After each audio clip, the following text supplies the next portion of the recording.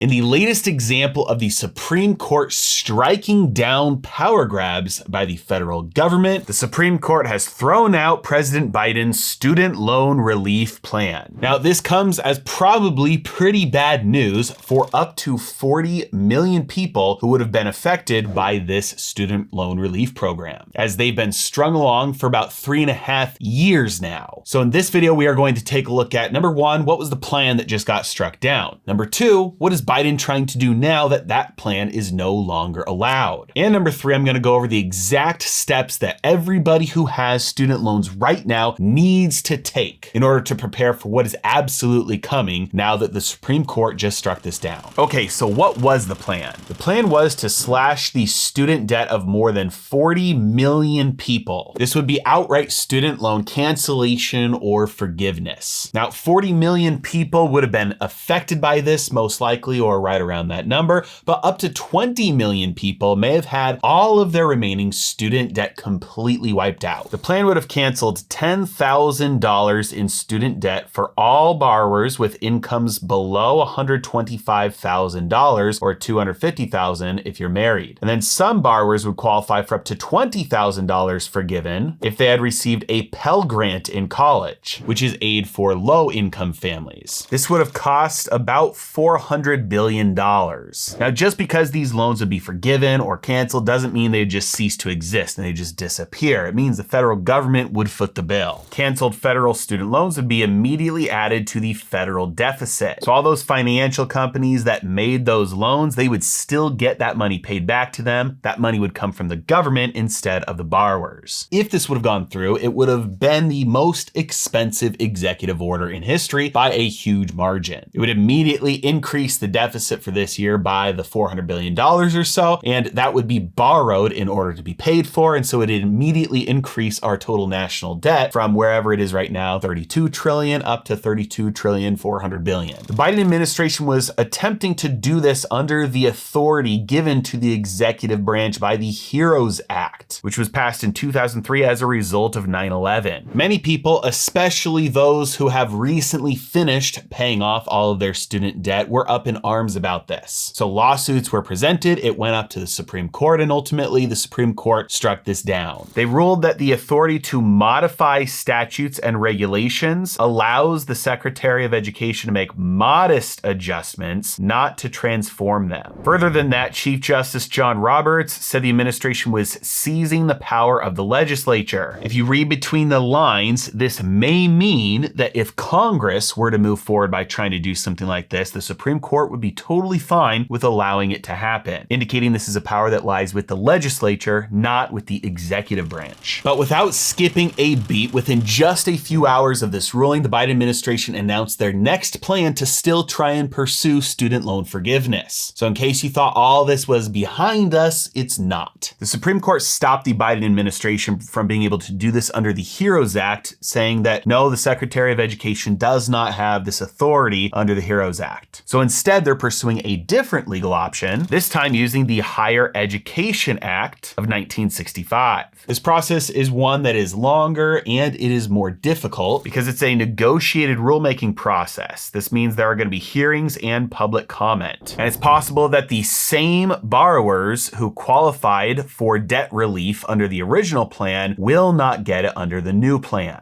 Now, here's what will actually happen as a result of any student loan cancellation or forgiveness that is able to get passed in any fashion. Number one, this is going to be paid for through either higher taxes or more borrowing. If the government borrows more in order to pay for this, that means higher borrowing costs for the government, which means higher borrowing costs for everybody else. Why is that the case? Well, because if the government has to borrow more to pay for something, they also have to pay that higher interest on that extra borrowing. Now, if you would like to borrow money, who is a more safe borrower? You or the federal government, who has a monopoly on violence and can tax people and throw them in jail if they don't pay in order to pay back their debt? The federal government is clearly going to have the upper hand there. So if the government is borrowing so much that they have to pay 5% or 6% or maybe 7% on their debt, do you think somebody's going to loan to you for less than that? No. So the more the federal government borrows, the higher the interest they have to pay, the higher interest you have to pay every time you borrow as well. Now, contrary to what most people say, this will not directly cause inflation as a result of increased spending from borrowers. Cost of living today is much higher than it was 3.5 years ago when these payments were suspended. That means 20 to 40 million Americans have gotten used to spending all their income on much higher prices. In other words, the inflation already happened. And so everybody who has student loans, if they do get forgiven or wiped out in any way, will not be increasing their spending, and therefore that part alone will not contribute to higher prices or inflation. But the government footing the bill and then passing that bill on through to you will. Now, despite the fact that they are pursuing more and now more lengthy options on more student loan forgiveness or cancellation, that doesn't mean you don't have to pay. And unfortunately, for millions, tens of millions of borrowers, starting in October, your payments will resume because Congress passed a law preventing further extensions. So yes, you've been strung along for the last 3.5 years and you've been told, hey, you're gonna have to start paying them back soon, and then it got delayed again. Then it got pushed back again and again and again, all while they're dangling this carrot of forgiveness in front of you. Those payments being suspended is now over. As part of the deal to raise the nation's debt ceiling, Congress has prevented any additional extensions of the moratorium on payments. The administration has explicitly stated that the pause will now definitely end in October. On top of that, student loan interest will resume starting on September 1st. Now, I'm going to tell you the exact plan that you need to do to get out from underneath this massive burden of student debt that you have on your shoulders. I've been there. I know exactly what it feels like. I know how big of a burden that can be. In fact, that's what got me my start being interested in finances in the beginning, was because of the immense pain of the burden of that financial responsibility that I didn't know I was taking on. My wife and I ended up getting married with a ton of student debt, zero income, and had no idea how we'd get out of that hole. As long as you follow the right steps, there is light at the end of the tunnel, and I will share with you exactly what you need to do to get there. But first, I'd like to make a note about why we're in this situation as a nation. We have 40 million people with student debt. Many of these people never finished their degree. Many of these people that did finish their degree have a degree in something that did not contribute to higher wages. In short, many people are stuck in student debt today and have nothing to show for it. And the reality is, this is a problem caused by the government, not because of a lack of government involvement. Student debt is the only debt that you cannot get out of through bankruptcy. Did anybody ever tell you that when you signed up for your first student loan at 18 years old? And the reason why is because decades ago, students could not qualify for loans. That's reasonable. Students have no income, no assets, no proven history of being able to make any money at all. They're the worst borrowers in history, least creditworthy. And so the government stepped in and they started guaranteeing student loans so that if the student defaulted, the